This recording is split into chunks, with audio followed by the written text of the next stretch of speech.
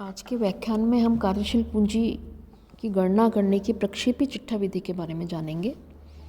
इस विधि के अंतर्गत आगामी अवधि में होने वाले लेन देनों को ध्यान में रखते हुए विभिन्न प्रकार की संपत्तियों, जिसमें हम रोकड़ को सम्मिलित नहीं करेंगे, तथा दायित्वों का अनुमान लगा लिया जाता है। इसके पश्चात इन पूर्वानुमानित संपत्तियों एवं दायित्वों के आधार पर एक चिट्ठा बना लिया जाता है, जिसे प्रक्षेपी चिट्ठा कहते हैं। इस चिट्ठा से संपत्ति एवं दायित्वों का अंतर उस अवधि की कार्यशील पूंजी मान लिया जाता है। यदि दायित्व पक्ष का योग संपत्ति पक्ष से अधिक है तो यह आधिक्य रोकड़ को दर्शाता है, जिसकी संस्था को आवश्यकता नहीं होगी। प्रबंध इसके विनियोजन की योजना बना सकता है। इसके विपरीत यदि संपत्ति पक्ष का योग दायित्व पक्ष से अधिक है तो यह कार्यशील पूंजी की कमी को व्यक्त करता है, जिसकी व्यवस्था प्रबंधकों को बैंक अधिविकर्ष या अन्य साधनों से करनी होती है। इसको समझने के लिए एक उदाहरण दिया हुआ है, उससे हम इसे समझेंगे। एक कुछ सूचनाएं दी गई हैं, जिसमें शेयर कैपिटल है 2 लाख की, डिबेंचर्स दिए गए 1 लाख के, फिक्स असेट दी गई 1,10,000 की, material 50% off selling price, direct wages overheads 20% off selling price, ये दिया गया है। साथ ही और कुछ सूचनाएं दी गई हैं। उन सूचनाओं के आधार पर हम इस प्रकार से प्रोजेक्टेड बैलेंस शीट निकालेंगे। प्रोजेक्टेड बैलेंस शीट बनाने के लिए हमें एक बैलेंस शीट का फॉर्मेट, इस फॉर्मेट में हमें शेयर कैपिटल दी गई है। जैसे लायबिलिटी साइड में सबसे पहले एंट्री करेंगे हम, शेयर कैपिटल हमें दी गई है 2 लाख।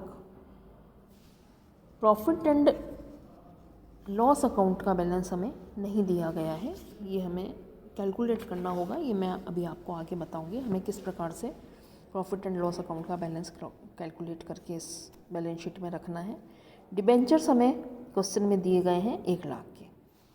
फिक्स असेट हमें दी गई हैं क्वेश्चन के अंदर ही 1,10,000 की। बाकी सूचनाएं जो हैं करेंट असेट्स की, डेटर्स की, क्रेडिटर्स की, आउटस्टैंडिंग वेजेज एंड ओवरहेड्स, ये हमें सब कैलकुलेट करनी है। इसको इस प्रकार से कैलकुलेट करेंगे जैसे मैंने नीचे टिप्पणियों के अंदर दर्शाया है। डेटर्स कैलकुलेट करेंगे तो टोटल सेल है हमारी 48,000, ये क्वेश्चन में ही हमें दिया गया है। इसको selling price, total sale calculate करने के लिए 48,000 इकाइयाँ जो उत्पादन की हैं उनको 10 रुपये चूँकि सेलिंग प्राइस है, क्वेश्चन में ही लिखा गया है प्रति इकाई विक्रय मूल्य 10 रुपये है, तो उसको मल्टीप्लाई करेंगे 10 से तो हमारा 4,80,000 आ गया टोटल सेल। डेटर्स कैलकुलेट करने के लिए सेल मल्टीप्लाई बाई डेटर्स दिए गए हैं हमें 2.5 महीने के, देनदारों को उधार अवधि 2.5 महीना है, तो 2.5 डिवाइडेड बाई 12, तो ये हमारे 1 लाख आ गए डेटर्स। ठीक है, अब इस 1 लाख डेटर्स में हम आगे देखते हैं। स्टॉक ऑफ रॉ मटेरियल हमें निकालना है 4,80,000, 50% डिवाइडेड बाई 100 इंटू 1.5/12, ये सब सूचनाएं हमें क्वेश्चन में दी गई हैं। ये आ गया हमारा 30,000, तो हम इसे इस शेड्यूल के अंदर रख देंगे रॉ मटेरियल में, करंट असेट्स के अंतर्गत। वर्क इन प्रोग्रेस में रॉ मटेरियल 4,80,000 इंटू 50% है, चूँकि रॉ मटेरियल 50/100 इंटू ये 2 महीने के लिए है रॉ मटेरियल 2/12, ये भी आ गया 40,000, तो इसको भी हमने वर्क इन प्रोग्रेस में 40,000 रख दिया। फिर फिनिश्ड गुड्स स्टोरेज पीरियड,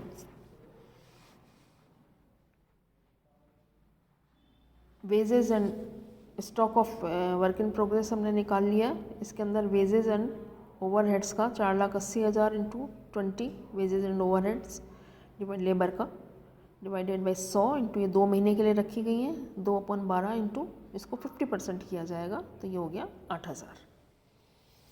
तो ये टोटल जो आ गया ये 40,000 और 8,000 और 30,000, इस प्रकार से हमने ये वर्क इन प्रोग्रेस इसमें 48,000 रखा है। Stock of finish goods 4,80,000, 70,000/100 into 2 महीने के लिए चुकी है तो 2/12, ये 56,000, ये भी इसके अंदर रखा जाएगा बैलेंस शीट के अंदर। फिर हमने क्रेडिटर्स कैलकुलेट किए, 4,80,000 इंटू 50% अपॉन 50/100 इंटू 1/12, 1 महीने के लिए थे। ये आ गए हमारे 20,000। आउटस्टैंडिंग एक्सपेंसेस के लिए हमने वेजेस एंड ओवरहेड्स जो है वो 4,80,000 इंटू 20/100 इंटू 1.5 महीने के लिए थे, ये 1.5/12, ये आ गए हमारे 12,000। तो इसे हम आउटस्टैंडिंग एक्सपेंसेस के अंदर रख देंगे। अब हमें कैलकुलेट करना है P&L का बैलेंस।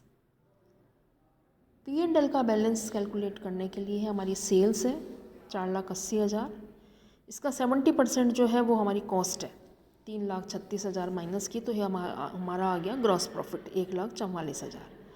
इसमें से हमें डिबेंचर्स दिए गए हैं 8%, तो 8% इंटरेस्ट डिबेंचर का माइनस करेंगे 8,000, तो ये हमारे पास नेट प्रॉफिट आ गया 1,36,000।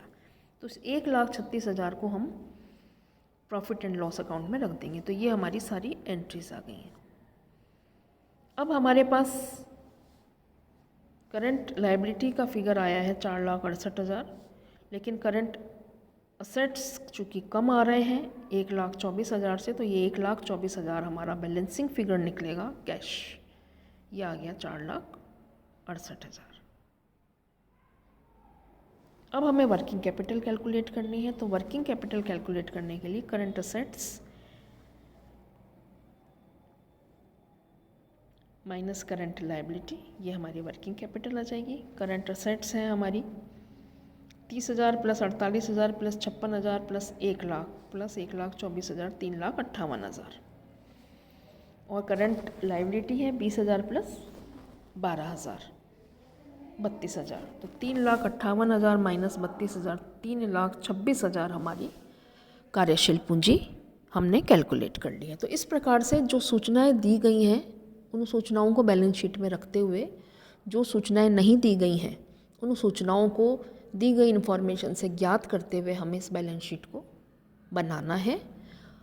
बैलेंसिंग फिगर अगर एसेट की साइड में आता है तो वो कैश माना जाएगा, और बैलेंसिंग फिगर अगर लायबिलिटी साइड में आता है तो वो ओवरड्राफ्ट माना जाएगा। और इस प्रकार से हम हमारी बैलेंस शीट को कंप्लीट कर लेंगे।